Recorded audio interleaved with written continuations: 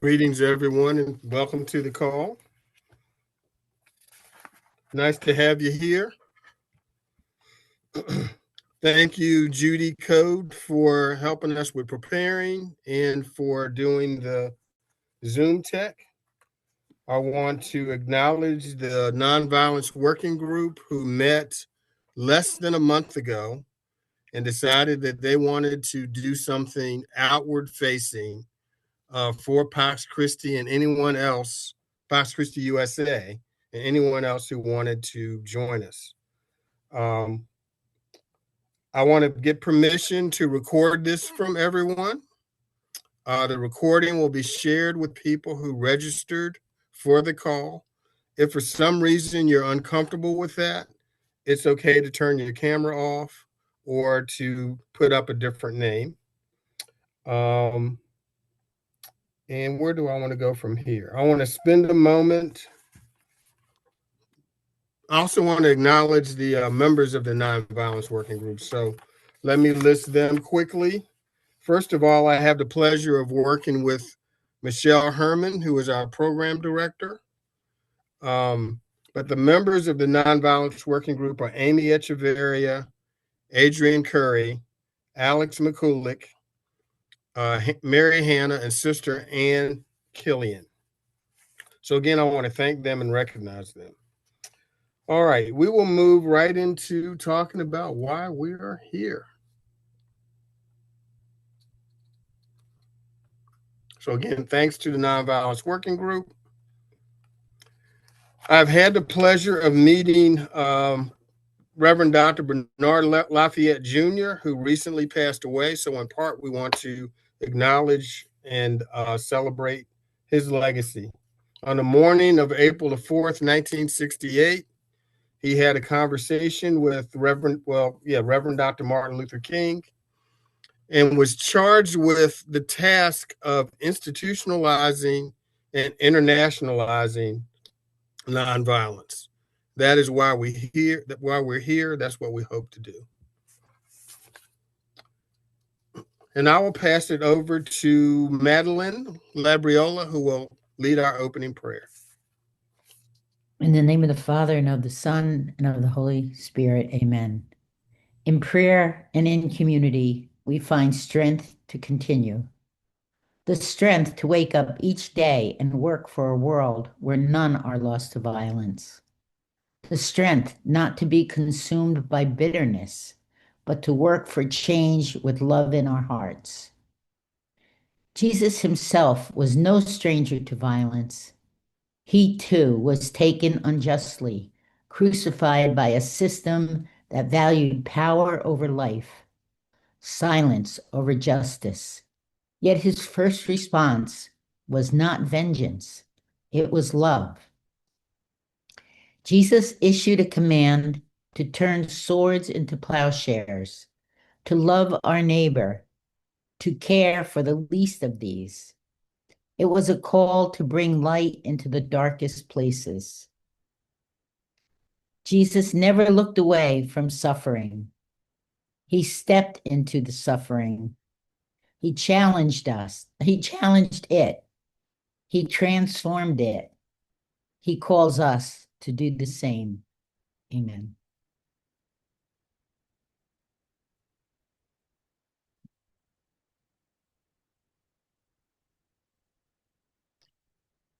Now we would like you to introduce yourself by putting your name, where you're from, and one word that describes what you're hoping to get from this training. In the meantime, we will introduce ourselves, the trainers. I am Madeline Labriola. I'm a member of Pax Christi Rhode Island. I'm a former Pax Christi USA National Council member, and I'm a level 2 Kingian nonviolence trainer. And I'm very excited to be here with you today.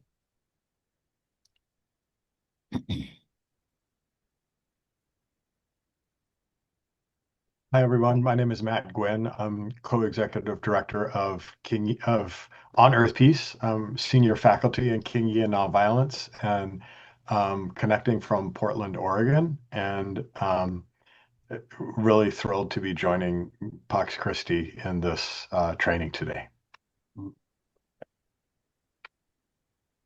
Hi, everyone. My name is Sam Chawla-Rios. My pronouns are he, him, and I'm calling in from Princeton, New Jersey. I'm active in New Jersey Pax Christi, as well as the Young Adult Caucus for Pax Christi, and the amazing Peace Pairs project that Pax Christi does.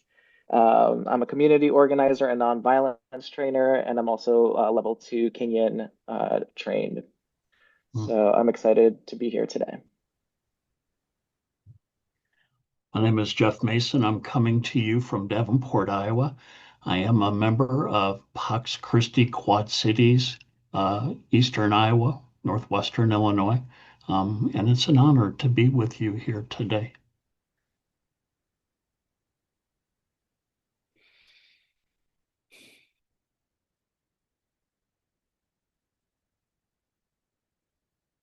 Stephen, you're muted.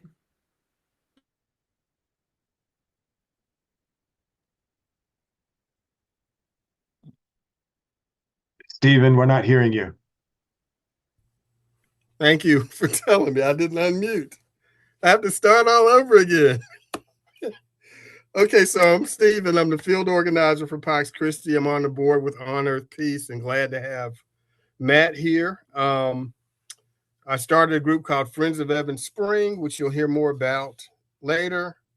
I'm a level 2 trainer, and I'm smiling so much because my daughter is on the call, and I'm glad she was able to make it. You'll be able to figure out my name.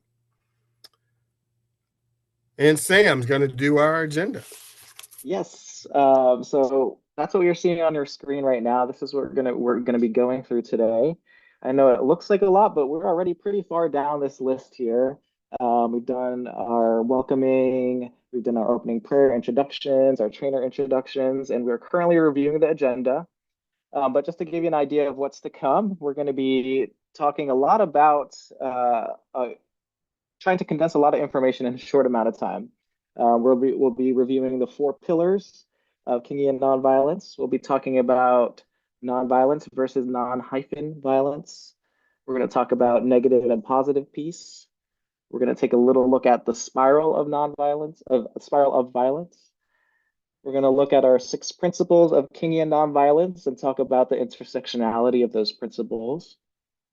And then we're going to look at the 6 steps of Kingian nonviolence and taking a look at how those overlap. Then we're going to look at some application of Kingian nonviolence. So how do we actually apply this? And then we have one of our trainers that's going to tell a really amazing story of their journey to Kingian nonviolence. We're going to talk a little bit about strength to love, Catholics and Communion, Seasons of Faithful Witness. And then we're going to hope to have a good amount of time at the end for questions and discussion. So if you do have those along the way, make sure you jot them down. And we're going to be happy to have a robust discussion, hopefully, at the end of this. And then we're going to close by giving you some resources to look at for further study, and then end in prayer. So looking forward to a good 2 hours together.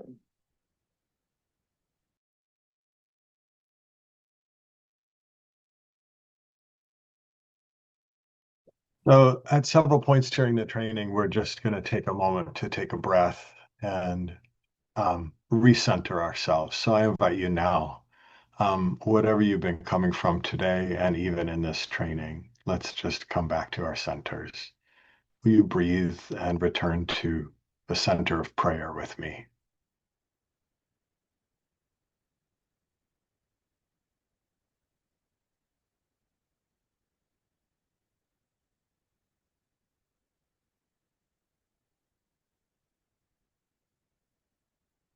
Thank you. I realized I should have said maybe one more sentence about On Earth Peace, the organization that I'm a part of, and Stephen serves on our board. I'm an ecumenical guest on the call and so happy to be here. On Earth Peace is an agency of the Church of the Brethren, and we work with churches and community groups, regardless of faith affiliation, around the country, doing a lot of Kingian nonviolence training and community and and leadership development. So in the next few minutes, I'm going to share the 4 pillars of Kingian nonviolence that just help us get oriented to what we're talking about when we talk about Kingian nonviolence. So it's going to start with why Kingian? Like why Kingian? So the Kingian in Kingian nonviolence is not about making Martin Luther King an icon, but it's about representing an era and an approach. So there's lots of different kinds of nonviolence. And in this next 2 hours, we're talking about Kingian nonviolence, and it locates us in a particular era of struggle. So it's not just about King, but it's about a particular time and a particular place and a particular context.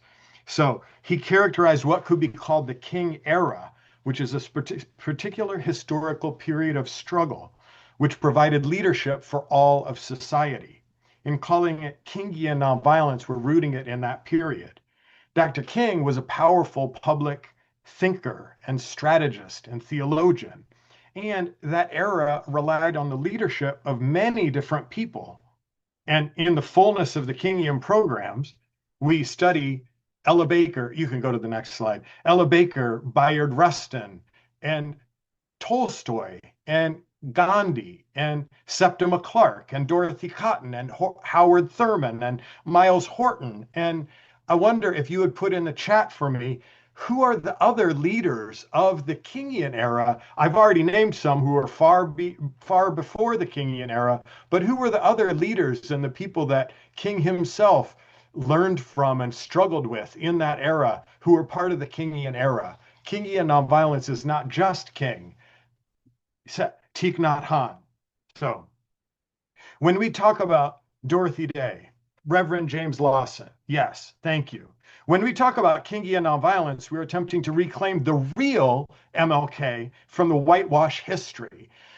Kingian nonviolence is not just MLK Day, Day of Service. When King was killed, he was not the beloved and whitewashed public figure that we see today. He was a troublemaker.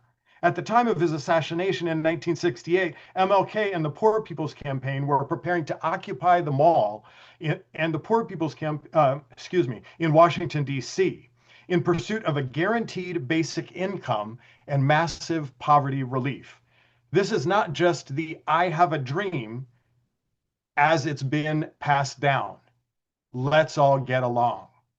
They sought a radical transformation of society.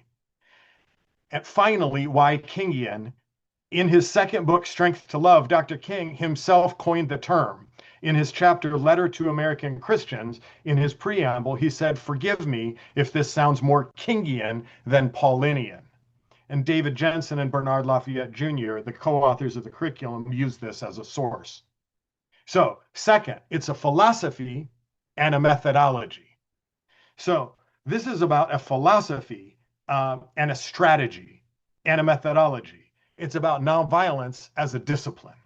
So as we study Kingian nonviolence, we do read King's statements and words, but it's not just, I have a dream. As a matter of fact, Bernard Lafayette Jr. and David Jensen saw the Kingian legacy already getting flattened into just the I have a dream speech when they codified the curriculum. And they developed this curriculum that we study, which is not just this 2-hour intro, and it's not just the 16-hour core training, but it's on beyond that, to help people see the legacy and to have a toolbox for how to make community change. And both the values and the tools are what we call the will and the skill for conflict and action. So Kingian nonviolence is a philosophy, but it's a methodology as well, becoming a nonviolence practitioner. So at the core of that is the principles and the steps.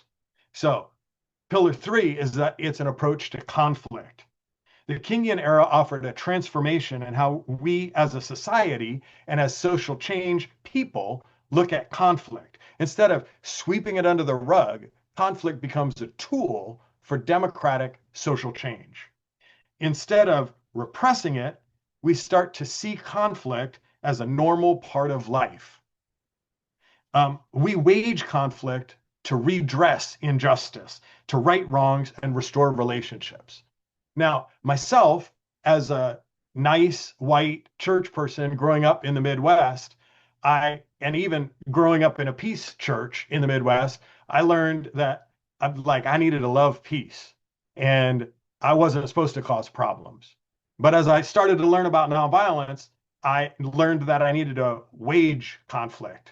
And Kingian nonviolence was an important part of that for me. It's part of the discipline. So finally, it's an approach to organizing. So Kingian nonviolence offers a fundamental shift in the way we look at organizing and mobilizing, different than traditional us versus them, adversarial organizing or power politics.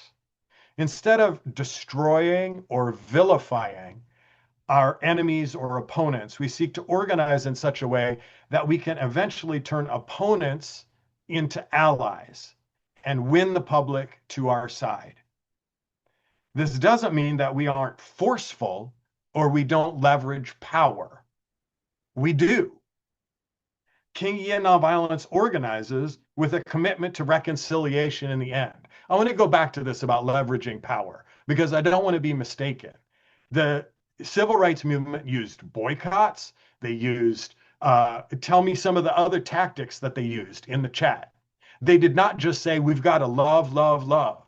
They used forceful tactics and campaigns, but they organized in such a way that had reconciliation at the end and sought to win the opponents over and organized with beloved community as the end goal. So as a historical example, the mayor of Selma, Alabama in the 1990s was the same mayor it had been for the previous 30 years during the bitterest part of the campaign there when he was on the other side against the civil rights movement. He had changed his view and saw his role differently in representing the whole community and not just the white community. So these have been the 4 pillars of Kingian nonviolence, just hoping to give a sense of what we're doing during this 2 hours and with the approach called Kingian nonviolence. Thank you very much. And I have 53 seconds left. Please give me in the chat just what stands out to you from this this 4-pillar intro. What rises out? What sparkles from the 4 pillars?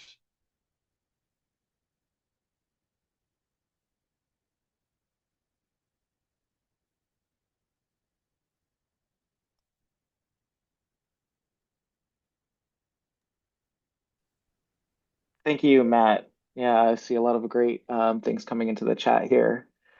As those roll in, I do also want to kind of start by defining a few terms that'll help us really understand this framework. So the first of those is non-violence versus non-violence. You can click the next slide here. Yeah, so here we see that highlighting the difference here where we're circling that hyphen. Non in the beginning of this word here is kind of reiterates that it's not violent, right? So you can almost think of that as 2 separate words versus what is this holistic word non-violence at the bottom. We can click to the next slide. So our non-violence is something that is very passive. It could be seen as something where we're not actually even doing anything, because if we're not doing anything, then we're not being violent. So that's technically non-violence. Whereas non-violence is something that is extremely active when we're actually doing something. Non-violence, similarly, can be uninvolved, right? Where non-violence is committing to an action. Non-violence is very surface level, meaning that it does not address the root causes of a problem, which is exactly what non-violence does. Because non-violence does not really address those root causes, basically we can think of this as putting a Band-Aid on top of a cut, right? Or taking aspirin. It just treats the symptom and it's not addressing the actual issue. And that is what an antidote does, which is what non-violence is. One word non-violence is more of an antidote rather than just a Band-Aid on top. Along that same line, non-violence is more of like a temporary fix. Whereas nonviolence, we're talking about something that is long-lasting because, again, it's going back to the root cause of these injustices. Some other definition.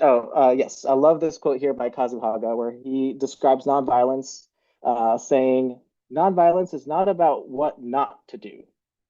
It is about what you are going to do about the violence and injustice we see in our own hearts, our homes, our neighborhoods, and society at large." Some other terms that I want to describe are negative and positive peace. I like to think of negative peace as really just the absence of direct violence. This negative peace often think of it as a peace that chooses order over justice, whereas positive peace is actually the presence of justice. And a really great example of this, there's a story of Autherine Lucy. So in February of 1956, Autherine Lucy became the first Black student to attend the University of Alabama. Uh, and unsurprisingly, the response of the students in the community was nothing short of outrage, right? So riots were breaking out, crosses were being burned, mobs of people were attacking the car that she was traveling in. And as a response, what happened, the university expelled Lucy from the campus. And they cited that like her presence there was threatening the safety of the school, okay? What ended up happening was the after she was expelled, the school went back to normal. The newspaper the following day reported that things are quiet in Tuscaloosa today. There is peace. There is peace on the campus of the University of Alabama. And this peace here is very much a negative peace, right? We're talking about order over justice. Positive peace in this kind of scenario would be kind of setting up a environment where Autherine Lucy could attend the school and there would be no violence, right?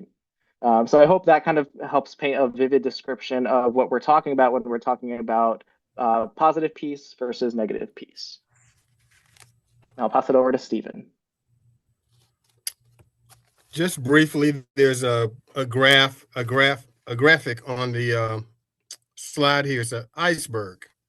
And there's some things that are beneath the surface, things that we really don't see that are the root causes of violence. And I want to highlight those because we often get caught up on what we don't pay attention to the level one violence, which is beneath the surface.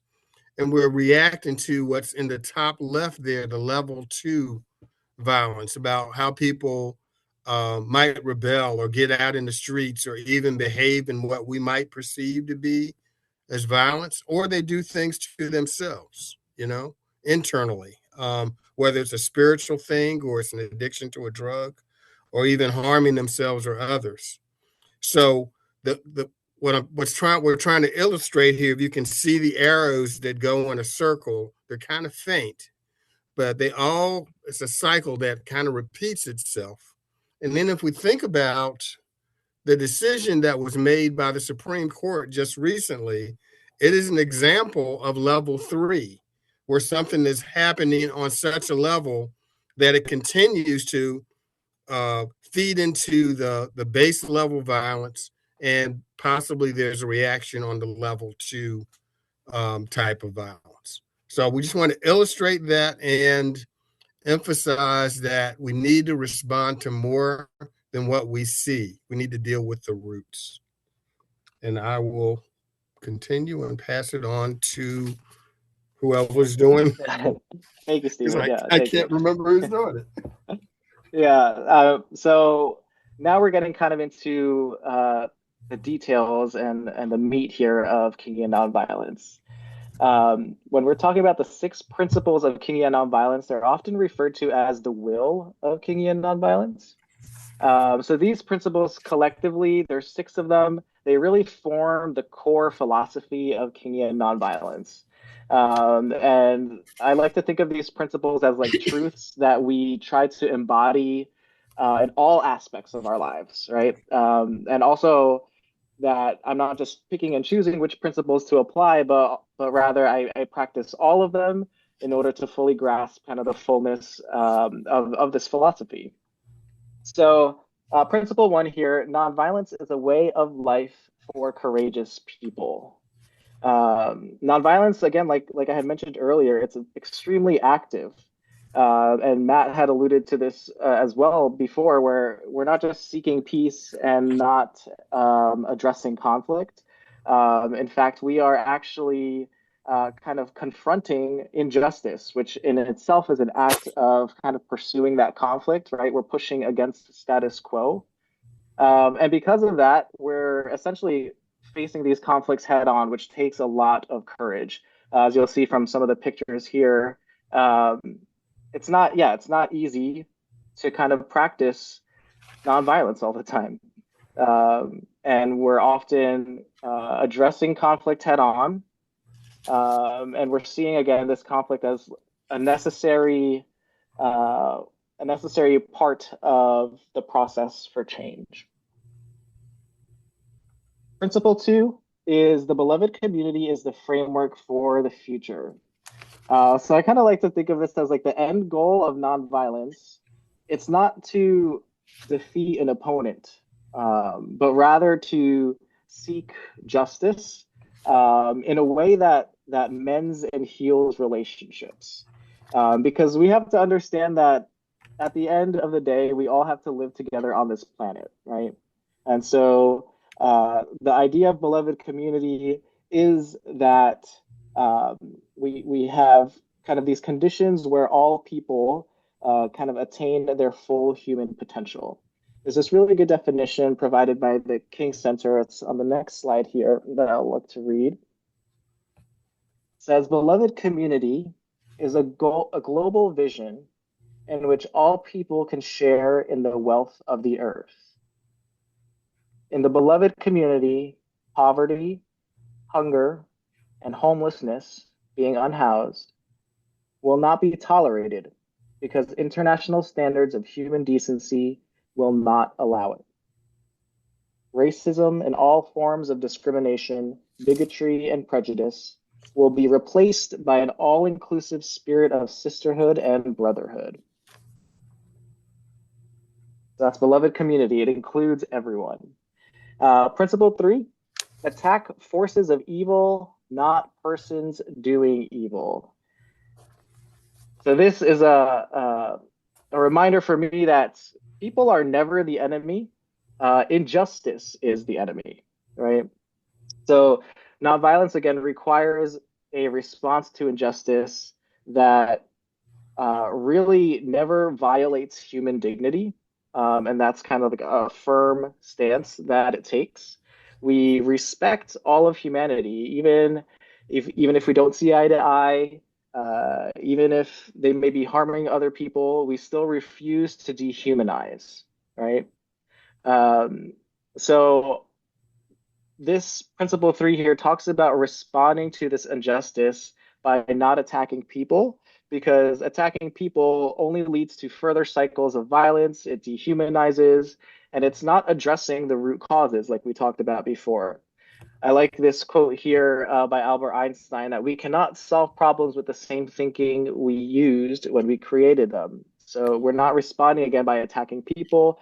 Rather, we are taking a different approach and we are going towards the root causes. And I'll pass it to Jeff to talk about principles 4 through 6. Thank you, Sam. Principle 4, we embrace the possibility of suffering as redemptive. We speak of accepting suffering without retaliation for the sake of the cause to achieve the goal. Now, as Christians, the core of our faith is that Christ suffered on the cross redemptively. He died for our sins. It's one of the tenets of our faith. We need to be able to take our suffering to the cross, and I would like to highlight without retaliation for the sake of the cause. And again, the cause is the formation and growing. In one cause is our cause is the beloved community. And as Sam said, the beloved community is, there's no exclusions to the beloved community. It's all inclusive. You know, the idea of the beloved community has evolved over time from Josiah Royce to A.J. Musta to Howard Thurman to Dr. King and then to Thich Nhat Hanh. We want to emphasize that the beloved community in Kingian nonviolence excludes absolutely nobody. You see here examples of suffering. Dr. King doing time in jail. You think of his letter from a Birmingham jail. You think of the protests in Tennessee at the lunch counters. I want to highlight too the importance of leading by example. Principle 5. We avoid internal violence, emotional and psychological, of the spirit as well as external violence. We must be at peace with ourselves in our hearts and in our minds for our external nonviolent behavior to be truly effective. I think there's a slide. Yeah, look at, witness to this woman's courage. She looks peaceful.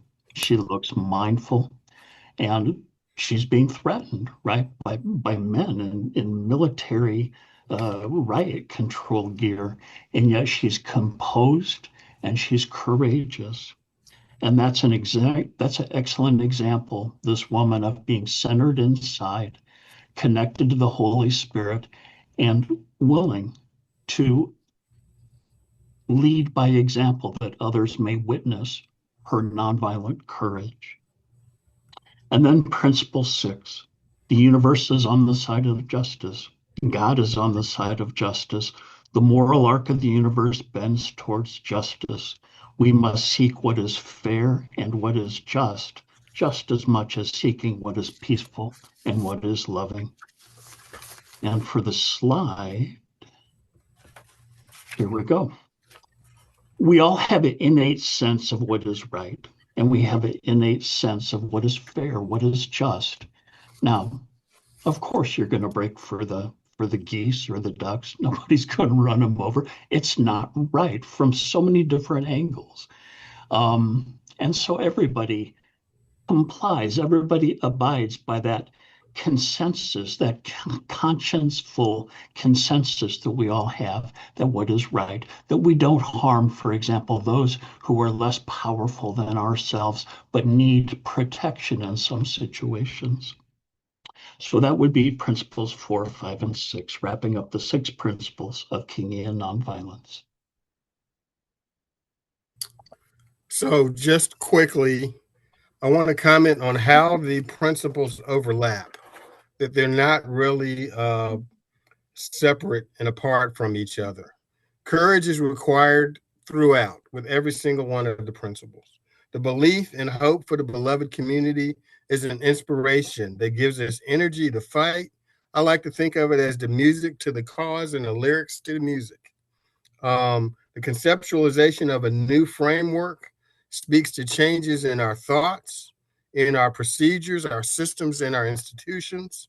And the same is true with principle 3 when we're talking about not attacking people, but we're attacking the forces of evil, or the what's behind people's behavior, what exists in the systems.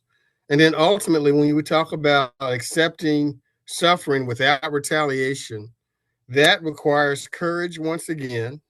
It requires a focus on the future. It requires believing in the beloved community and drawing from that energy. The promise of justice allows us to accept and endure suffering repeatedly. And again, we're modeling nonviolence for other people. And then avoiding the internal violence, it keeps us afloat. It doesn't allow us to fall into the same mistakes that our quote unquote opponent is making. Instead, we're able to draw them in and build relationship, build community with them. And then finally, believing that justice will prevail allows us to go through all of the other principles.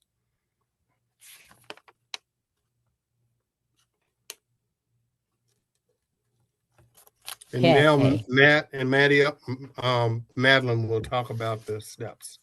Yeah. Well, Matt and I are going to go over the 6 steps, the actual things that you do when you're practicing Kingian nonviolence. And Matt's going to talk about them, and I'm going to give you an example from my own experience here in Westerly, Rhode Island. So, Matt, do you want to start with the first one?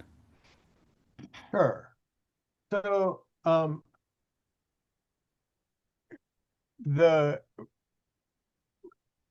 thing that I want to say as we get started is we're making the transition from the 6 principles to the 6 steps, and we call the principles the will, and we call the steps the skill. And so we're going to introduce each one of these, and we're going to kind of explore them a little bit, and by applying them to the case study of Madeline's situation. And so before we even get into it, I think I'm going to ask Madeline if before you even talk about step 1, information gathering, will you will you set the stage for us, Madeline, about what was the scenario that what's the landscape? What's the moment? Okay. Well, the year's 2020. George Floyd was murdered on May 25th of 2020. And throughout the country, in fact, the world, people were gathering about and being very concerned about police brutality and racial injustice. And everyone was making, demonstrations and talks and everything. And here in Westerly, it became a big demonstration in our town with over 200 people coming out and questioning why is this happening and what can we do and who are and who is the enemy in this case, like, and how could we change things.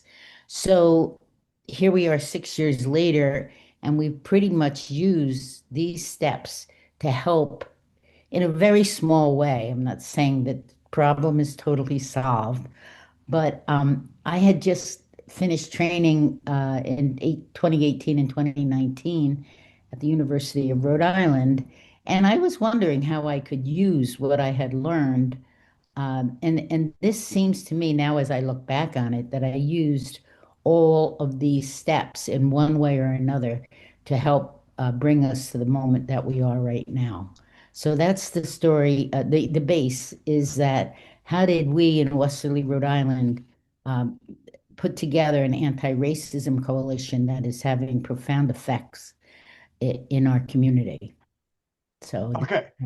And so, and the place that you started was, it's the moment when the Black Lives Matter movement was emerging nationally, and you were saying locally, what can we do about these realities where we are? And so you asked the question, well, what can we figure out about racism here? Am I right? Right. Okay. So I want to ask the group, okay, group, please go to your chat. And so step 1 is information gathering.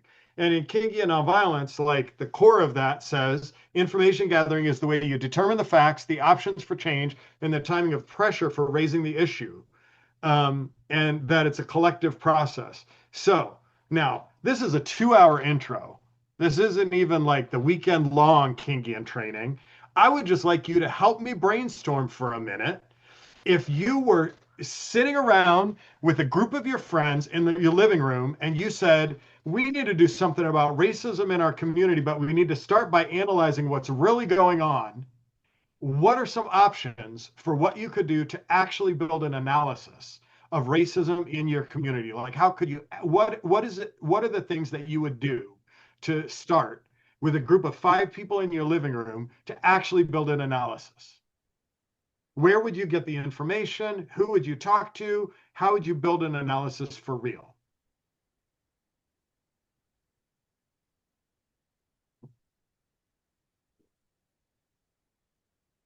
Just popcorn some answers.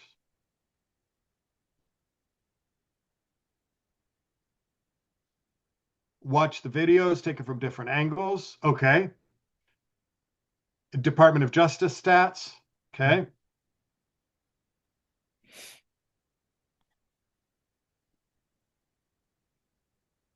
Obtain info from people who say they were treated unjustly, right? Go to people directly affected. Okay.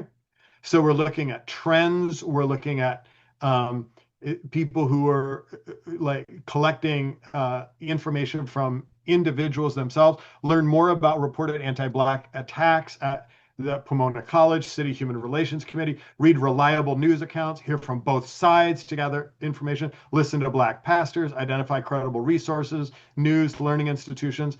All right, gather information. Keep it coming, folks. All right. So this is the thing, is that we say you got to get your information in formation in Kingian nonviolence. Bernard Lafayette was really someone for coining a phrase.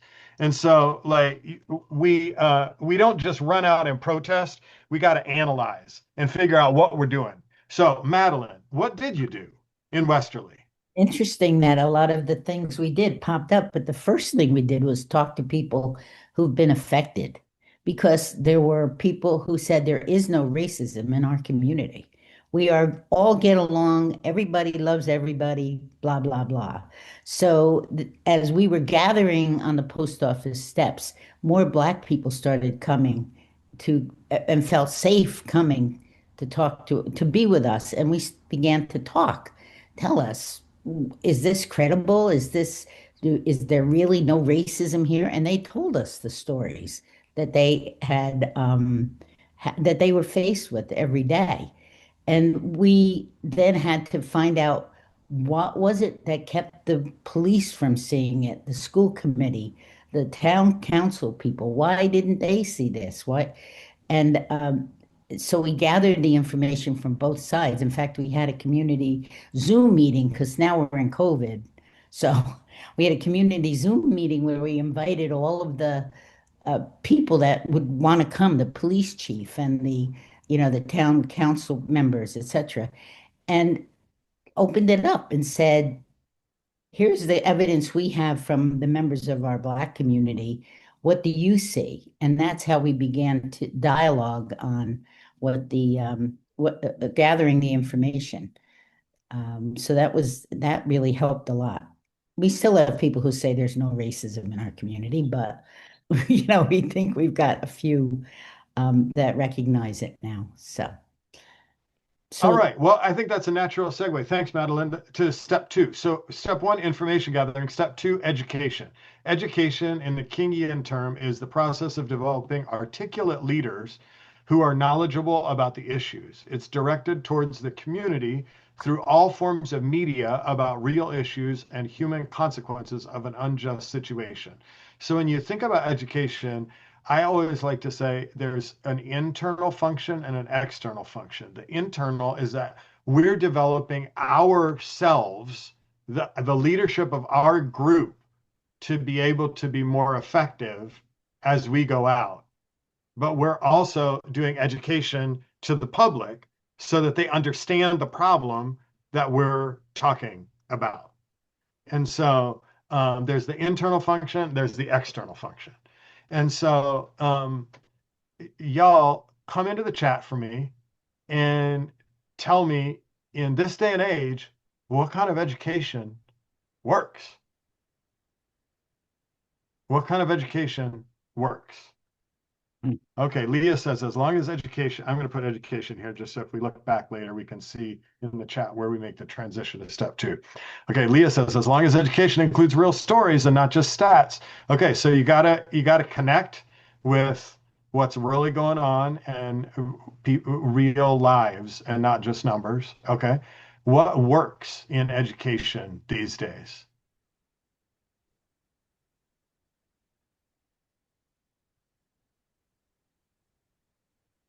Experiential, hands-on instruction.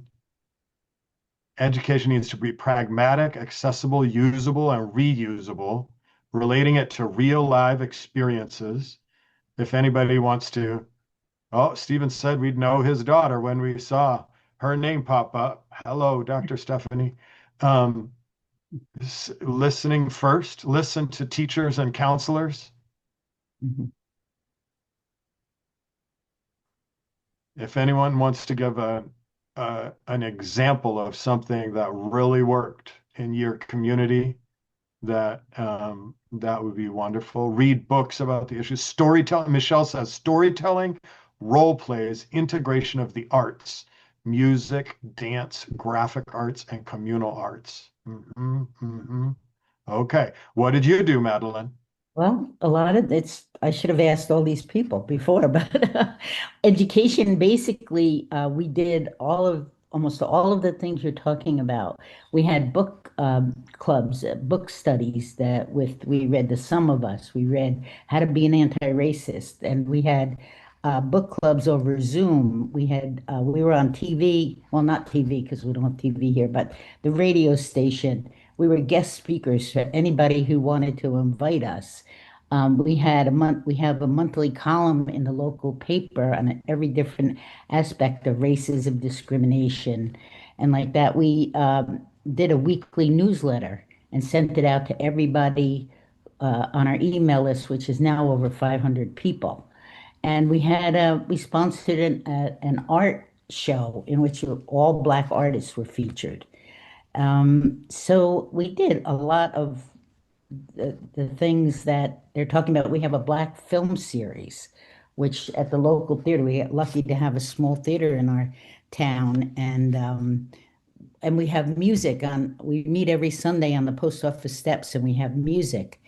Uh, and we've had dancers. We have Juneteenth, in which we bring in arts and music and storytellers, Black storytellers. So every opportunity that we can to let people learn about Black history, about the issues that minority people face, not only here in our little town, but in greater communities. So we continue to do that. I don't think I'm leaving anything out, but listening to people's stories and being invited to other groups. There are a lot of grassroots groups. How's that? All over Rhode Island, and we often get invited to speak and to tell them about our process and our group. So I think we Okay. are educating the community. All right. Thanks, Madeline. Let's go to step 3. So I think you're getting the idea about what we're talking about, that nonviolence is a discipline and that we're becoming practitioners of nonviolence and not just people who believe in nonviolence, that we get a better set of ideas about nonviolence, but this is a process that we're committing to. So personal commitment. Personal commitment means looking at your internal and external involvement in the nonviolent campaign and preparing yourself for long-term as well as short-term action. So personal commitment means at this point, you have analyzed the problem and the possible solutions. You've educated yourself, your group, and the public about the possible solutions. And that hasn't done it. So these are not necessarily linear, but if just for the sake of it, you say it's linear, that hasn't done it, and you're about to get to the point where you formalize the conflict in the next one by sitting down with the power holders and saying, this is what we need to do. That's what's happening in step 4, negotiation. So at personal commitment, you're like, this is where the rubber hits the road. So back here in personal commitment, you're like, okay, this is about to get real. So in the Montgomery bus boycott, that lasted 381 days. And the participants in that boycott walked in the cold and rain for over a year and kept themselves committed by singing freedom songs, by attending church together, by keeping their eyes focused on the goal.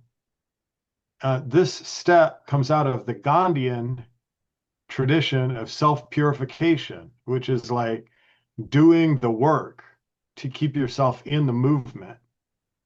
And so personal commitment is finding what it takes to find what you can bring to put yourself in the movement. And so personal commitment in one way is, what can you bring to this effort? Like can you actually commit some time to this? Like in a very kind of like small way, I like to think I'm committed to everything. Like I'm against Amazon and I'm a part of every single boycott. But if I'm not actually boycotting everything and actually doing everything, if I'm actually not participating in every movement, am I committed to it? So the question is, where do I have skin in the game? This step is what asks us, where will we have skin in the game? So what did personal commitment look like for you, Madeline, for your group? Well, I think the commitment comes from the first starting out with a small core group, the steering committee that met every single week over Zoom, talking about what we can do to go forward from this, not to just stand out there on the post office steps and holding signs, but not doing anything. Although that's a big commitment. We have not missed a Sunday, except for a blizzard we had last year, but in which we didn't have a group of from 10 to 25 people standing with us. So there's a big commitment there to be there every Sunday and to no matter if it's raining or snowing or, hurricanes, so that's so personal commitment to be present, number one. But we also began to have welcomed everybody, people walking by. If they stop to talk to us, we will spend time to tell them about us, to give people have given not only their time, but money to have folders made and posters made. And we're now going to be a nonprofit. We just got our nonprofit status, which will bring the commitment level up even more with a board of directors and more, which we say permanent. And people know we're not going away. So let me just check here my notes here. We welcome everybody, and we discussed nonviolence and the importance of peaceful and respectful gatherings, because sometimes, especially at the beginning, we would get some negative comments and, people shouting things out the window. Now we get many, many more beeps and thumbs up and peace signs than we ever did before. So that presence, I think, has been a big personal commitment. We encourage people of color to run for office, and we elected 3 people, one to the town council, a Black man, a young Black woman to the school committee, and a woman of Asian descent to our state legislature. And that was the commitment of those people campaigning for them, beating going door to door, talking to people. And so I think we've made a huge personal commitment for the many, many people that are supporting us. Fantastic. Let's go to step 4. Step 4 in the Kingian 6 steps is negotiation. Negotiation is where the conflict is formalized, which means you sit down with those who could grant what you're looking for, and you bring together your views and those of your opponent to arrive at a just conclusion or clarify the unresolved issues, at which point the conflict is formalized. So the 2 important things about nonviolent negotiation versus litigation is, in negotiations, you have to find a win-win solution. If one side walks away feeling like they lost, the conflict is not truly over. And only equals can truly negotiate. So if one side has more power than the other, they can listen to your concerns and still do whatever they want. So if there's a power imbalance and it's not working right, Negotiations often break down, and that's when we use direct action to balance the power. So what do you want to share about direct action? About negotiation or the interchange of negotiation and direct action in Westerly, Madeline? Well, I think this is the hardest of all of the steps. We did meet with the police chief. We met with the town council. We go to meetings, often speaking up.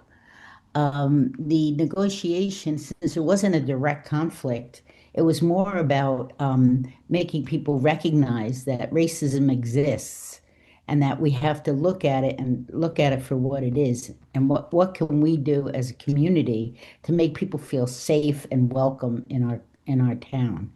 And so we, for instance, the school committee, we wanted to do an equity audit.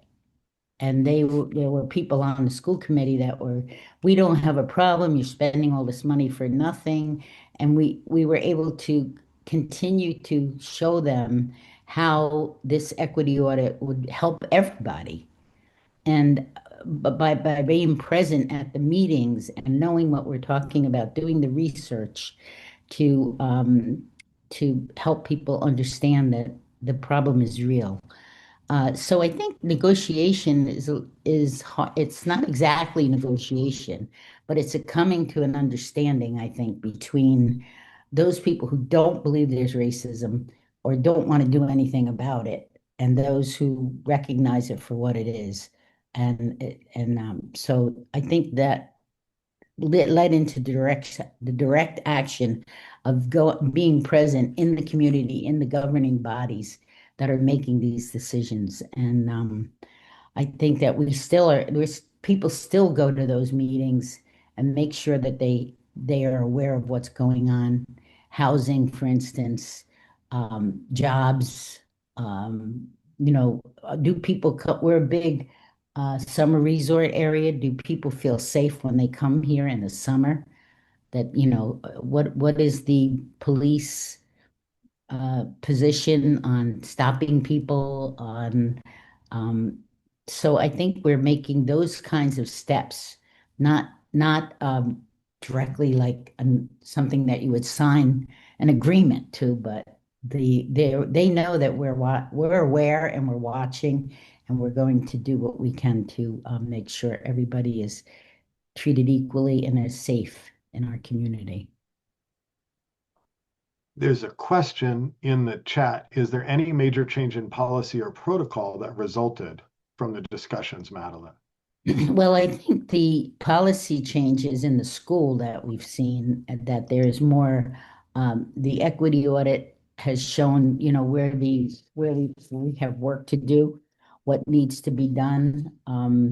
People were not aware of the differences between, like that more Black students are suspended, things like that. So I think that we have the person that we got that we helped get elected to the school committee is now president of the school committee, and so she has a lot of about ability to change things. So we've seen that, and also the police chief has come and talked to us. We've invited him down to our Sunday gatherings, and he's come and talked to us. We call them, they come right away. They're very helpful. So, those are small steps, but I think are really positive for us. So let's go to direct action. So direct action occurs when negotiations have broken down or failed to produce a just response. And because there's so much protest in the world, and we're talking about Kingian nonviolence, I'm going to put like a little quote like out of our facilitator notes in the chat just to underscore the Kingian perspective on direct action. About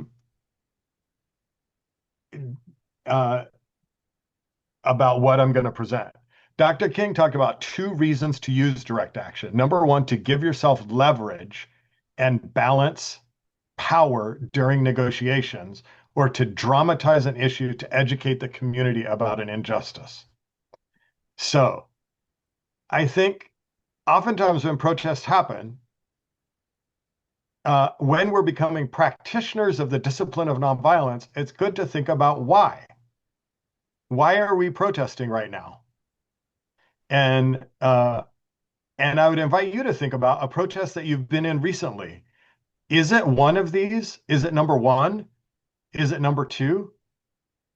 What would it be like to be in either number one or number two? So,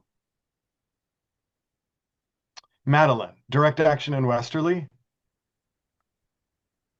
Well, I think the meetings that I mentioned before, going to the school committee as a group, standing up, even if, now we've kind of moved out into the other areas like LGBTQ rights, the women's rights, the concern that we have for police being, I'm not going to say because we weren't sure whether they were being unfair before, but I think the fact that they know that there is a group out there, out in the community that is concerned and is paying attention, that they have been much more cognizant of that. So I think that's the direct action for us, is that we we keep getting bigger every year. The group is growing. We have, I believe, a lot of um, trust by the people in our community. And I think that our negotiations haven't broken down or anything like that, because we're moving at I think, not a slow rate, but we didn't go in with like, you have to do this, you have to do that, we want this change, but we worked together to see where we started, like, for instance, we asked for a multicultural committee to be formed by the town. And again, there was some pushback. Why do we need that? And, we already, everybody respects each other already, and all of those excuses.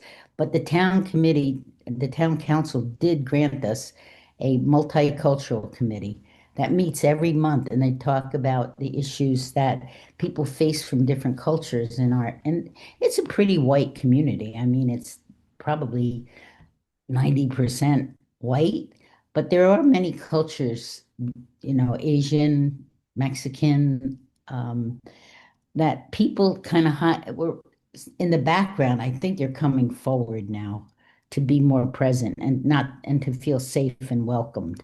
And I think that's our result of our direct action and presence. Thanks. Thanks. Let's do step 6. Reconciliation is step 6. Reconciliation is the mandatory closing step of a campaign when the opponents and proponents celebrate the victory and provide joint leadership to implement the change.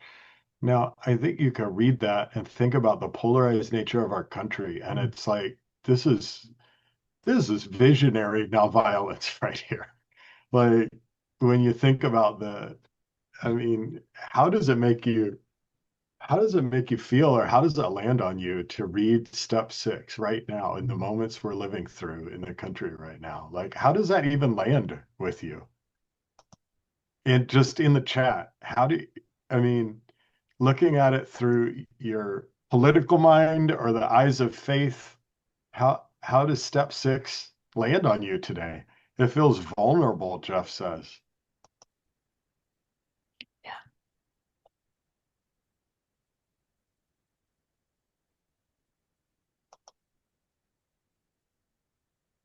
It's a long way away, says Dan.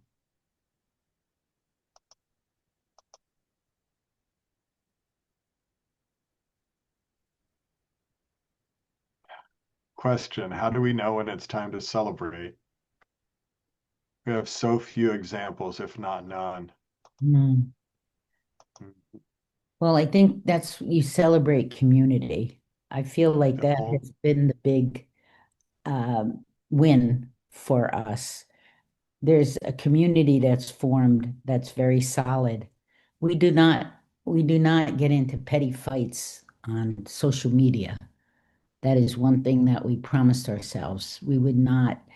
I mean, sometimes we will get very nasty comments, but we don't get into it. We don't take the bait, so to speak. We're always positive. We don't put out signs that are negative, but are positive, what we want to see happen. Somebody the other day said, instead of saying a protest, why don't we say we're protectors? We're not protesters, we're protectors. And I like that idea because we are trying to protect the rights of all human beings and the good that we know can come from community and caring about each other. So as far reconciliation to me is a continuous ongoing process. When it says mandatory closing of a campaign, I don't think this campaign is ever going to be over. So we keep building up the relationships with those people that are in power, and know that we're there for them and we'll help them as in any way that we can. I think that's a wonderful closing for this presentation on the 6 steps. So you see them there as just our summary slide. All 6 steps are always in play. You see in the bottom left corner, which means that even as you're educating, you're still gathering information. And the way that you educate, you're laying groundwork for reconciliation. The way that you do direct action, is based on the personal commitment that you did in step 3. So they're all, it's like a hologram. All the parts of them are in each other. It's not linear. Mhm. So thanks for taking this time to explore the 6 steps with us. And just listening to you talk, Madeline, I was thinking about how these are overlaid with the 6 principles as well. So we're going to pass it on to the next facilitator. Thanks. Well, actually, it sticks with it's going to stick with Madeline. We got 2 videos, but before we get into those, I encourage you to get up, stretch, get something to drink, so on and so forth. We had talked a little bit about putting a break in here, but we decided people can kind of take care of themselves. We want to get this information shared with you and invite you to follow up with us. So we're back to Madeline. There are 2 videos in a row. One's about the Children's March in Birmingham, and the other one is about holding more power than we realize. So back to you, Madeline. All right. So now you get to sit back and watch 2 videos. They're very, very good. The first one, the Children's March. Some people, when they ask about what are some things people have done, a lot of people don't know about this Children's March. I know until I got to Kingian nonviolence training, I really didn't realize it's quite powerful what the children in Birmingham did. And this YouTube, it's about 8 minutes. And then will we go right into the next one, Stephen? Or will we take will you come back to me? Let's just come back just briefly, and then we'll come back to you. All right. So let's take a look at this Children's March. And I'm going to stop sharing my screen so Judy can play it. Am I getting that right, Judy? Yes. Yep. Okay.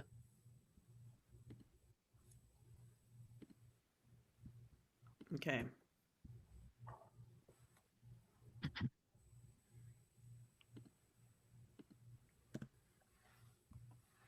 Mm-hmm.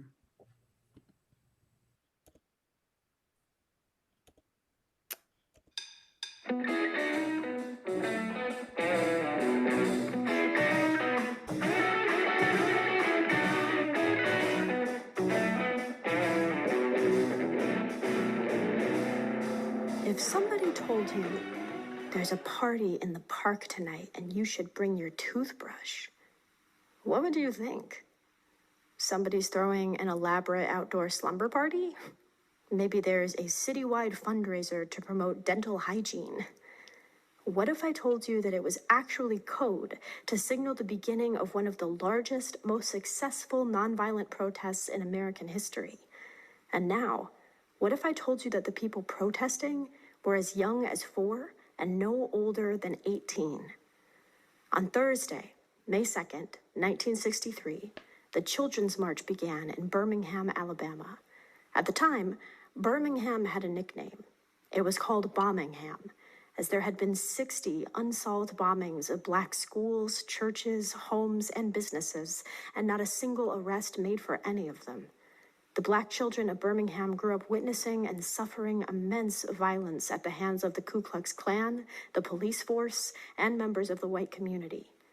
As the civil rights movement picked up steam, Martin Luther King Jr. decided the only way to create real change in the city was to flood the jails. When he called for volunteers to risk arrest, however, only the children of Birmingham heeded his call. MLK and other movement leaders were extremely worried for the children's safety and almost didn't let them protest at all. But no amount of fear could stop the thousands of young people that were ready to hit the streets to make real change in Birmingham and across the nation. On May 2nd, radio DJs announced the Party in the Park, code for the protest, and told kids to bring their toothbrushes, as most would be held overnight, if not for several days, in jail. They signaled the movement with songs as well, such as Chuck Berry's School Days. Music was extremely important to the civil rights movement and specifically to the Children's March. As thousands of Black students walked out of school and gathered at the 16th Street Baptist Church, they built excitement, bravery, and friendship by singing.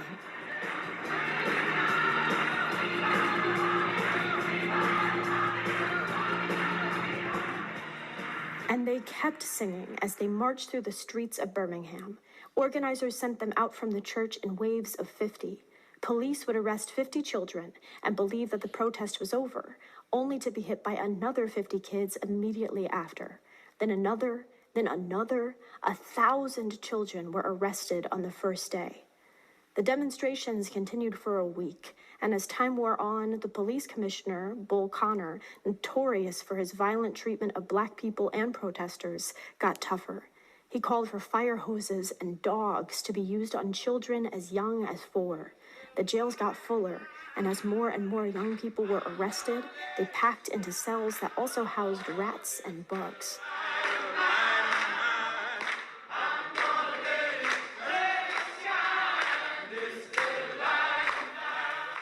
But nothing could stop the resistance and persistence of these students and children. When Bull Connor called for fire hoses, despite the harsh pain of the water, despite him, children came in their swimsuits. When they were finally released from jail, they went right back to protest. Children outside of Birmingham would walk as far as 18 miles to be a part of the movement. They kept marching, and they kept singing. In jail, they would sing together. When they were hosed, they would sing together. Through it all, they lifted their voices in the fight for safety, justice, and equity. After a week of demonstrations, the jails had been filled several times over, and the police force knew that they couldn't stop the movement. The people weren't afraid of them anymore, and all of their power was dependent on the community's fear. Several days of negotiations between movement leaders and white officials ended with the integration of Birmingham and the removal of Bull Connor from the police force. The president, John F. Kennedy, gave the first national address in support of integration and began work on the Civil Rights Act of 1964, which would outlaw segregation and employment discrimination. There was still much violence that followed. Changing the law and changing people's minds and larger systems of oppression does not occur all at once. The Ku Klux Klan would later bomb the 16th Street Baptist Church, killing 4 young Black girls. Birmingham would still be rampant with racist acts and hate crimes in the midst of legal integration. But despite the difficult path of progress and all the violence they risked along the way, the children of Birmingham won. The children won. There are many movement leaders that played a part, but the real change was made by thousands of young people willing to risk everything in pursuit of a better world. We may not know all of their individual names, but we know their bravery and we know their power. They deserve our celebration. And so, to celebrate these thousands of brave young people, we at the Atlanta History Center propose that, just as the children did, we raise our voices. Singing reminds us of the power we have individually to make noise and change, and the power we have as a group to increase our volume and presence in numbers. Everyone can sing or make music in their own way, regardless of their age or ability, just as everyone has a place and responsibility in the fight for justice. So choose a song. Click on one of the links below to see a member of the Atlanta History Center singing or playing a song used in the Children's March. Some are radio hits used by DJs to communicate with students. Some are revamped versions of Black spirituals that were rewritten to support the movement. Share your song on social media with the hashtag #MakeHistory, and the Atlanta History Center will share your version to add to our chorus. History belongs to all of us, which means all of us can choose to make, celebrate, or change the course of history every day.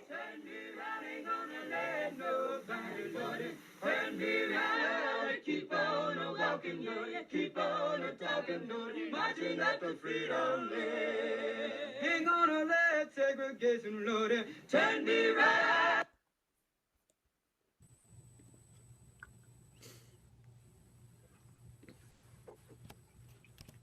Anything you want to add or say, Madeline? No, I'm always so inspired by that, though. You know, a very inspirational movement that I honestly didn't know anything about until 2018. I wonder how many people are aware of the courage of young, and kids can do amazing things. Don't give them enough credit lots of times. The next video is we hold more power than we realize. And it's a really important one to see, you know, how we can. I know a couple of people put in there, how do you fight the powers to be? And I think this video shows that there are ways that we can, and the church is a big one. So I think we should play that, and maybe we can talk about it in our discussion time. When we look out at how powerful our political leaders seem to be. But political leaders aren't all powerful. And here's a tool that can help us see that. The pillars of support. Political leaders don't implement their policies, plans, and repression. People do. Those people are organized into different institutions that keep a political system running. These institutions make up different pillars of support of a system. Institutions like the military, police, media, businesses, religious groups, bureaucrats, schools, and civic organizations. These groups can either support democracy or help prop up an undemocratic system depending on where their support goes. They are the operators of the system. Take businesses. They might fund political campaigns that marginalize entire communities. Faith leaders might give moral cover to anti-democratic figures. Federal workers might carry out regressive or repressive policies. But if those pillars pull their support, the system starts to crack. So smart movements focus their energy on the pillars, not just the politicians. By applying pressure to local business, services, or civic groups, they can change public opinion and win real progress. In more repressive situations, when wins are more challenging, people may need to work harder to get pillars to weaken or remove support. In South Africa in the 1980s, global and local boycotts forced major corporations to break from the apartheid regime, resulting in its fall. In the Philippines, the military openly broke ranks with Ferdinand Marcos and sided with massive civilian protests during the People Power Revolution, resulting in the dictator's ouster. In other cases, general strikes have brought authoritarian leaders to their knees, as happened in Poland when the Solidarity movement organized nationwide strikes that paralyzed the economy and undermined the communist regime's grip on power. Not all pillars have to move, but when enough key ones are removed, or their support is restricted, the unjust regime falls. Each pillar is made up of individuals and subgroups with their own beliefs, values, and limits. And individuals can change. That's why building relationships across communities, race, religion, professions matters. Everyone has a role. The key is to figure out which pillars matter most around you. Your work, your town, your state, your region, or any institutions you're a part of that can withdraw their support. Then look for allies inside them, people who are willing to stand for something better and who have influence to bring others along with them.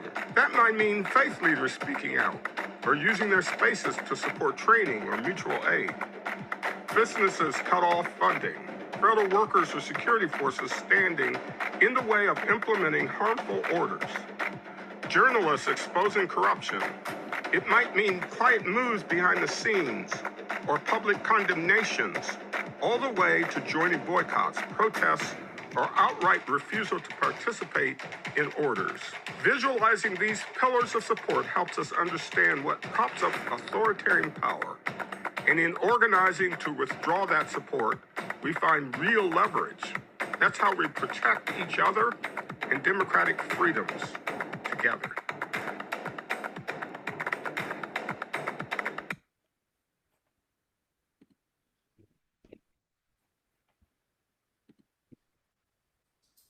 Okay, so I think we're going to talk a little bit more about that in the next section. It's really important. I'm going to give a quick example of how principles were applied, and I'm going to run through it very quickly. We're a little bit behind schedule, but again, I will do this very quickly.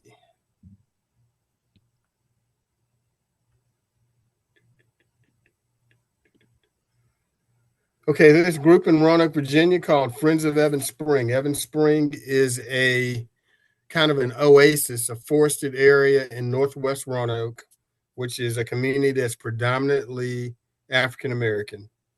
And the city has threatened essentially to pave it over. So I'm going to quickly talk about how Friends of Evans Spring apply to principles. We asked a series of questions in the community. Who's been hurt? What are the human consequences? Do people know they've been hurt? Where's the problem the worst? Who are the oppressors? What are the root causes? What policies and practices have allowed the problem to exist and persist? And what are the seeds or beginning of a solution? So this is part of our information gathering piece. We went to the city's website, of all places, and got information about heat island effect. And they showed this map. And if you can see my cursor, right here is where Evans Spring is. It's the only yellow spot in all of Northwest Roanoke. And then this is just another version of the same map and more research on the information we were gathering. And then we started sharing information, more about the history of how did we get to this particular situation. And not only did it help us educate ourselves and share information, but it created a bond within the group. And this is just another example. We started doing research on trees and wetlands and property values and urban forests and all those types of things. And of course, sharing it within our group and with the community. And then we not only made personal commitments in terms of making statements of nonviolence and allyship, but we participated in creating art and parades and things like that to demonstrate that we were really committed to this and to draw other people in. We recognized that we needed to negotiate with the city in a very direct way. But more importantly, we realized we had to negotiate within our own group. Charles Alphen, Sr., retired police captain, Kingian trainer, one of the best in the world, would spend time with me on the phone. One time we talked for 4 hours. And he told me 55% of the conflict you will deal with will be within your own group. And he was right. So we did a lot of work inwardly, and we also did it outwardly. We understood that we had to be a certain way internally, or it would never manifest externally.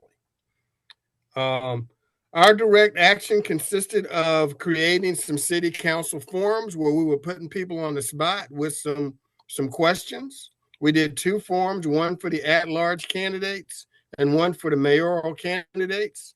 The at-large forum made the front page of the Roanoke newspaper, which to us was a big win.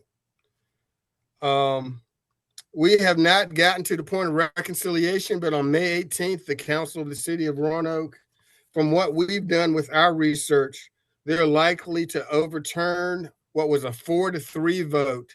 Will either go 4-3 the other way or possibly 6-1. And it's all in the spirit of building relationships with people. It's not like there's a lot of angst or consternation between us and the council. And I will turn it over to Matt to talk about how he learned about Kingian nonviolence. Stephen was asking for one of us to share a story about how we got involved in Kingian nonviolence. And so On Earth Peace has just about the same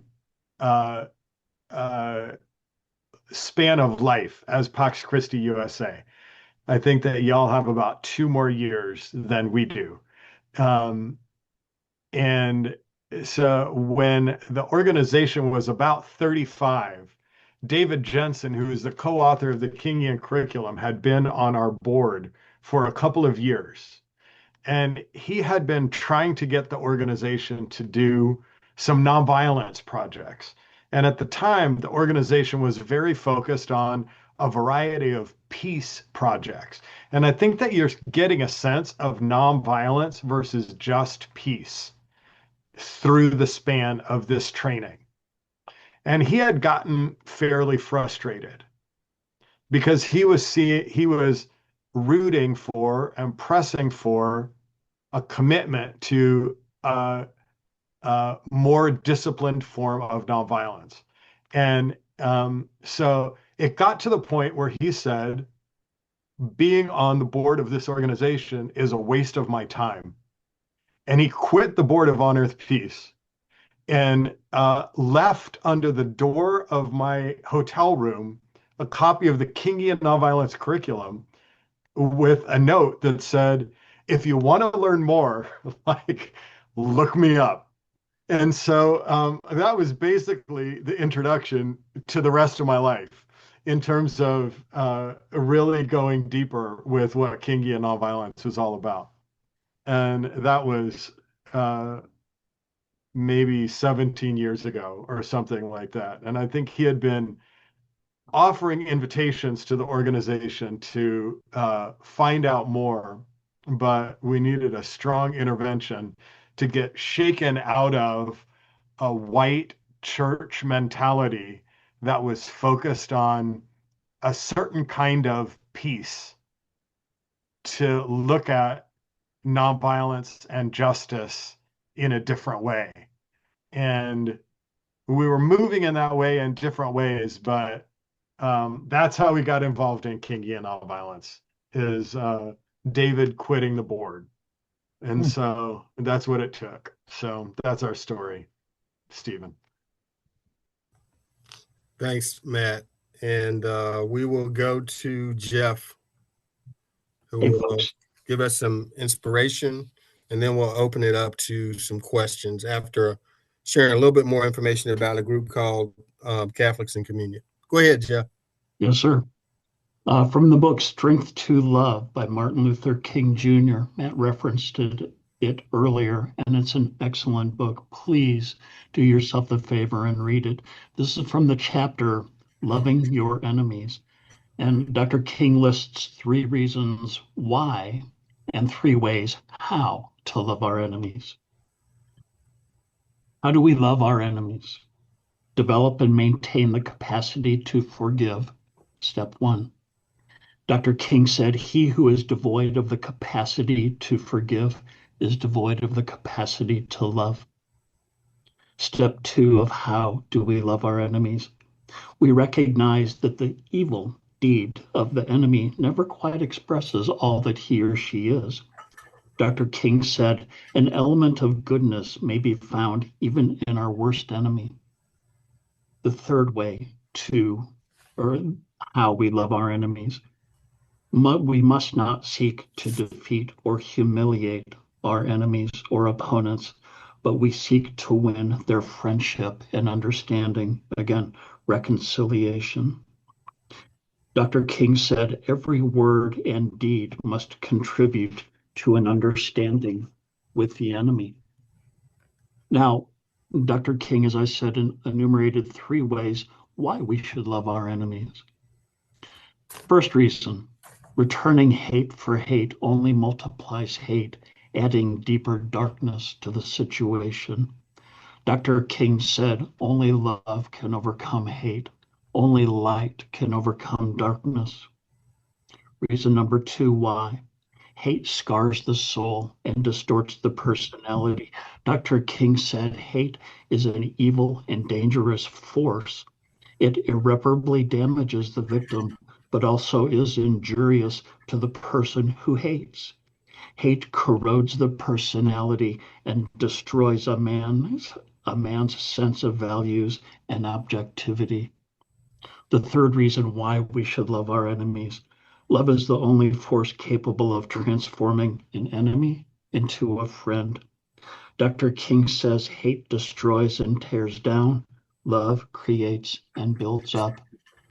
When Dr. King talks about love, he's speaking specifically of agape, A-G-A-P-E, divine, unconditional love that we can manifest to our brothers and sisters in the beloved community. In fact, we pursue reconciliation in the context of the beloved community. Dr. King said summarily, love your enemies that you may be children of your Father in heaven. And may God bless us with nonviolence and agape. Stephen, that's all I have, brother. Thanks, Jeff. Just quickly, I'm going to put something in the chat about Catholics in Communion, a season of faithful witness.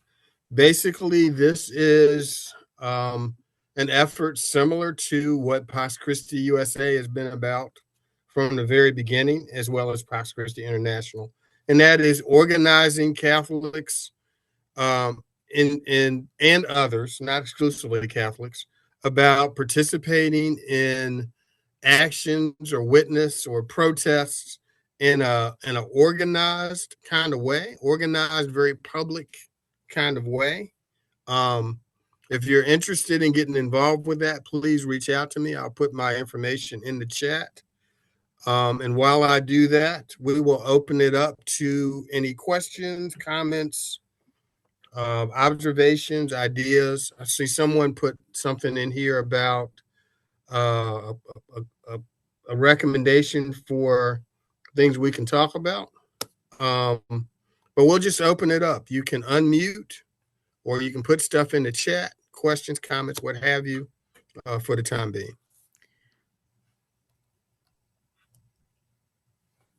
And so maybe if folks want to, if they want to say something, if they can use the react button to raise their hand, and then we can unmute them, because I think everybody's muted. Okay.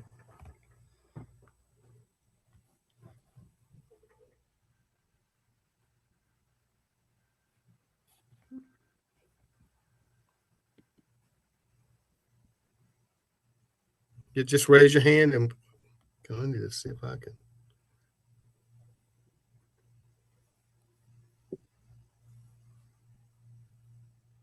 Okay, I see Dan from Stark County, Ohio, one of our local leaders. What you got, Dan?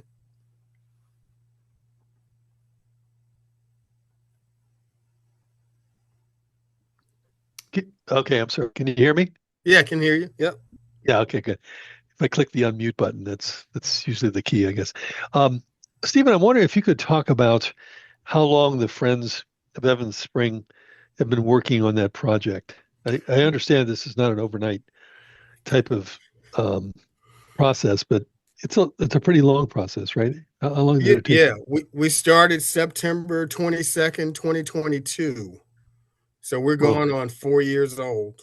And similar to the Montgomery bus boycott, we had no idea it would take this long. And in fact, we used that to our advantage because 3 friends of Evan Spring got elected to council 2 years ago. So that's part of the reason, and it's part of our strategy for changing policy, is getting people on our side. Okay. So that would be maybe one of the takeaways. What else would you say you've learned from that whole process? Well, I'll go back to what I said a minute ago. There's going to be conflict within your group, you know? So these are all people that want peaceful solutions, but they just won't agree. Yeah, and part of that is natural. My daughter put a comment in the chat early saying that I'm not sure how she phrased it, but it said something about conflict is required in life. And I agree with her. I believe healthy relationships are built on the successful resolution of conflict. And so we came to understand that having conflict within our group was actually practice for when we would have conflict with other groups. So like Matt said earlier, we really want to recognize that conflict is good, and we celebrate it. We embrace it. We encourage it. It helps us grow. It helps us learn, so on and so forth. Okay. Yeah, thanks. Sure. Other questions or comments or observations? Stephen, maybe we can tell people about the nonviolence training at URI and other places. This is just a taste of it. Well, I think okay. So I did my level 1 at Nonviolent Schools, Rhode Island, and my level 2 with On Earth Peace. So both of them are excellent training sources. I think Jeff is exploring doing level 1 and 2 somewhere. But I think you probably know more about them than I do, Madeline. You're up there with It's a summer institute, and it's at the University of Rhode Island, and it's usually in the middle of June, which doesn't always work for everybody, especially if they're teachers. But people from all over the world come, and it's a wonderful experience. And the connections you make, the people you meet. I met Dr. Bernard Lafayette there. It was amazing. Meet someone of his caliber.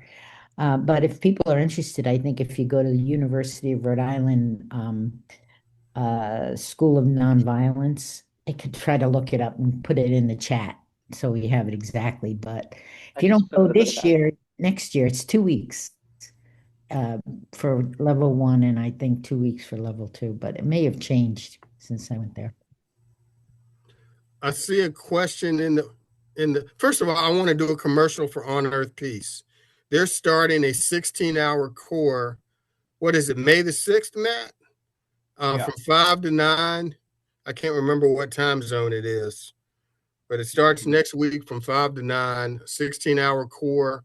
And they're on the edge of having to cancel it because they're not getting the level of participation that they need. But I would highly recommend, if you can go through a 16-hour core, particularly with this guy, you're gonna appreciate it. Here, let me put, and that one's with Hassan and Mark, who are great trainers. So, yeah, they are. Yeah. I put the link to that one here. Let me. Okay. Yeah, I put a link to our training that starts on Wednesday. All right. And there's a question in the chat from Rosemary Pace, one of our local leaders in New York for umpteen years, huh, Rosemary? Did you want to unmute and just ask your question or make your comment? Where are you? I'm here. Actually, I'm not. I don't have the video on. Okay. Okay. Yeah, I wouldn't do what I do in terms of being part of Pax Christi if I didn't believe that all of this is necessary and desirable, etc.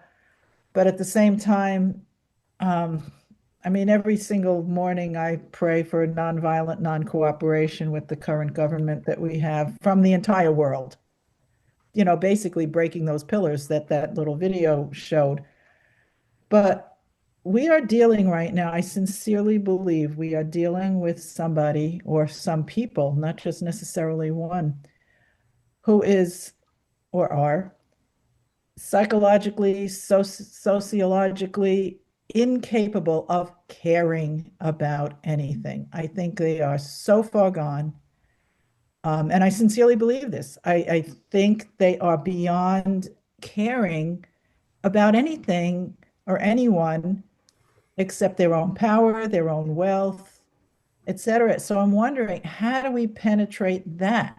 You know, is it beyond, you know, are we in the situation where you sometimes read, if you read all these kinds of things, that we don't do it to change the other people, we do it to be true to ourselves, you know, and we have to just not even try to bang our heads against the wall constantly because our heads hurt.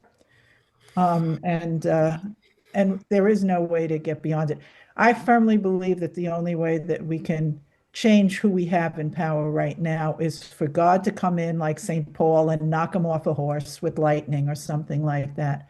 I don't think we're capable of doing it because I don't think these people are capable of responding. How Israel, for example, can get away with all the things that it is doing and has been doing for almost 8 decades now. And nobody seems to, you know, no country rises up to stop it.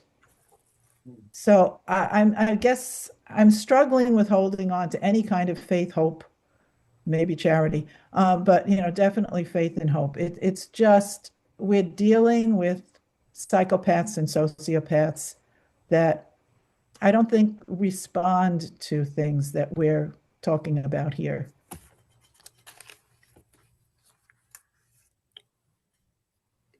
Well, my response to that, and I'll open it up because I'm not the expert on the call,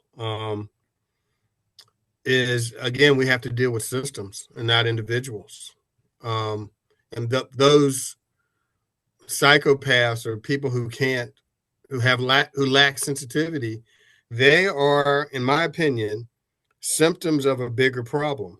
If it wasn't for this particular individual being in a position, it would be somebody else just like them, seems like to me. So when we talk about the beloved community as the framework of the future, we're talking about restructuring things in great detail, starting with our own lives, our own jobs, our own institutions, but ultimately the government. That's what comes to mind for me. Any else want to comment or add to that? I see Kathy Creighton has her hand raised. Kathy, Okay, yeah, thank you, Yeah. Kathy. Okay. Yeah. Rosemary and friends, can you all hear me okay? Yes. Okay. I sound weird to me with these things on. So back in 1990, I was participating in a civil disobedience action, and I was arrested, and I actually had a trial. And at the end of the trial, my attorney wanted me to go a different way, exiting the building, the courthouse. And what I saw there, and by the way, this civil disobedience action was regarding undocumented immigrants. We're talking 1990. And he wanted me to go a different exit. And when I went, what I witnessed, I was escorted out the building by one of the, uniform guys. And he took me through a corridor that on either side was packed to the gills with men. There was like packed like sardines on both sides. And then, of course, in recent years, we've had this issue with undocumented people. And as much as we want to focus on Trump, and I I'm the anti-Trump person, right? And ICE and policies now. This was going on when we had the very, gentrified or genial president, the first President Bush, who didn't insult people, who didn't do any of the things that Trump does, but the same exact problem. And so I'm echoing Stephen that we really have to look at systems and how things are because the way they are today, even though it may be a little bit more coarse and violent, is the same in some respects. It's the same thing that was happening in 1990. So we have to keep that in mind. It's not because of one individual or even a group of individuals. It's systemic. And it's how and so the other thing is when people say, that's not who we are, that's exactly who we are, And I think that that's also true. And then one more point I want to make, and I think I just forgot it. I want to say, so I'm from California, and California is a very blue state, and I love California for a lot of reasons, but California was ground zero back in 1990, in the 1990s, for anti-immigrant sentiment. I just wanted to share that. It's the system. That's it. I'll go back to muting myself. I see Charlene, our executive director, nodding with agreement. Did you want to add something, Charlene? Oh, I'm sorry, Matt. I didn't see you there. After Charlene. Okay. No, I'm right with you. And yet I do feel your frustration, Rosemary. I mean, we all do. But the thing that history does teach us is two things: that people still resist, people still stand, people still push, people, and everyday people. They're not standouts until we look back at them, right? And then there's millions we don't even know their names. And that also, what I believe is that all of those people in some form or fashion are spurred by their faith, whatever that faith is. And when we listen to, I really enjoy seeing that Pillars video, because the Horizons Project that Dr. Maria Stefan is the leader of, and is working to actualize that philosophy around it's not just a philosophy, it's real praxis that pillars can, need to be dismantled. And that's what her whole work is about. And what we're doing here is a part of dismantling the pillars that are holding up the current regime. And in small ways, in large ways, in intermittent ways, things do change.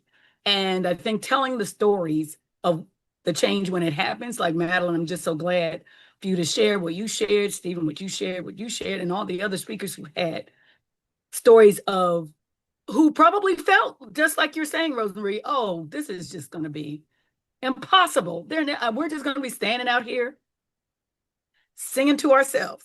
And yet something did change. And so that is the hope that we have. That is the belief that we have to stand by, and that nonviolence works, that people of faith work, utilizing that moral authority and collective action works. It does. So I just wanted to add a punctuation to that.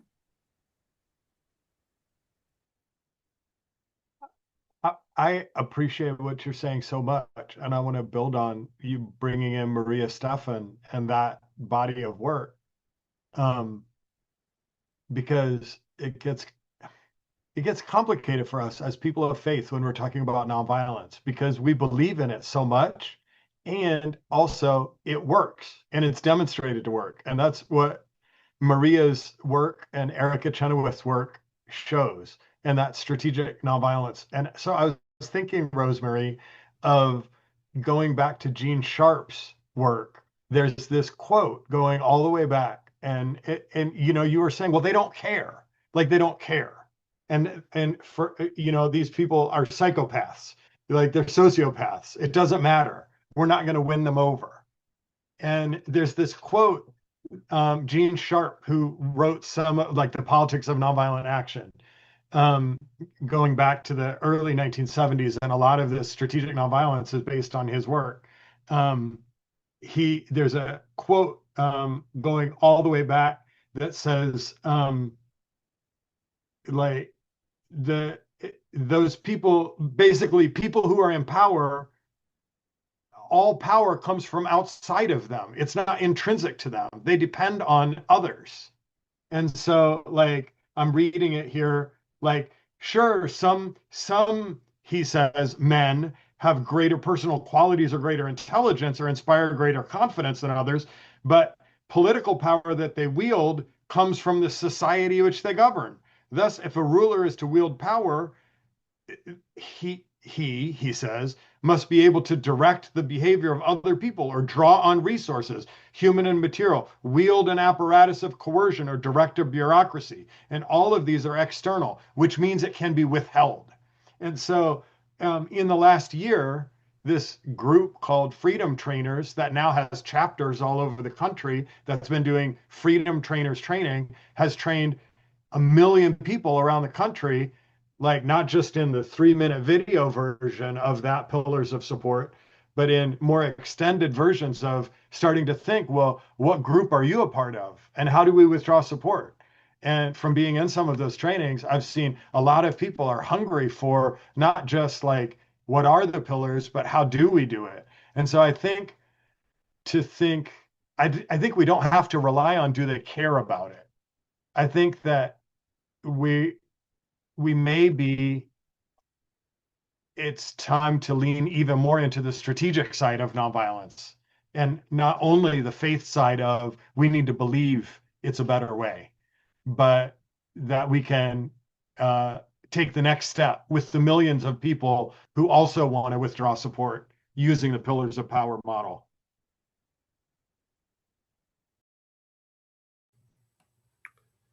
Okay. I wish we had more time. My contact information is in the chat. If people want to reach out, there's one person on here who's involved with Catholics in Communion. Please reach out to me, and so we can connect and organize. And at this point, we will turn it over to who's next. Back to Sam. Yeah, thank you, Stephen. And thank you, everyone, for all of that really rich discussion. And yeah, I do hope that we continue to kind of engage in this work, to explore it as much as we can. I do have a slide up of some resources, books that you can read. Definitely the work of Erica Chenoweth and Maria Stephan that we were just talking about. They wrote a book on their research called Why Civil Resistance Works. I'm not sure. Do we have the slide up for that? Oh, I'll put it up. Yeah, that would be great. And also, if you haven't seen Erica Chenoweth's YouTube video, I'm putting it right now in the chat. It's like a 8-minute video that really summarizes their work. Like Matt was saying, strategic nonviolence really is coming from this lens of scientific research, and it's very evidence-based. And yes, it does prove what our principled nonviolence that we've been learning about today has been saying. So I definitely encourage you to check out that book, Why Civil Resistance Works. There's also these other 2 books here, Jesus Christ Peacemaker by Terrence J. Ryan and Choosing Peace by Marie Dennis. These kind of talk about nonviolence through the Catholic lens and are definitely highly recommended to check out. We can get to the next slide here. Yeah, I would like to close with a prayer to kind of recenter all of us and give us the strength that we'll need to keep moving forward. This is our closing prayer for a nonviolent heart. Recognizing the violence in our own hearts, yet trusting in the goodness and mercy of God, we ask you, O nonviolent one, to help us practice today what you taught us on the Sermon on the Mount, to love our enemies and to pray for those who persecute us, that we might be daughters and sons of our Creator in heaven. We ask that today we might carry out in our lives the love and example you gave us by striving for peace within ourselves and seeking to be peacemakers in our daily lives, by refusing to retaliate in the face of provocation and violence, by persevering in nonviolence of tongue and heart, by living conscientiously and simply so that we do not deprive others of the means to live, by actively resisting evil and working nonviolently to abolish war and the causes of war from our own hearts and from the face of the earth. O God, we trust in your sustaining love and believe that just as you gave us the grace and desire to offer this, so you will also bestow abundant grace to fulfill this prayer. Amen.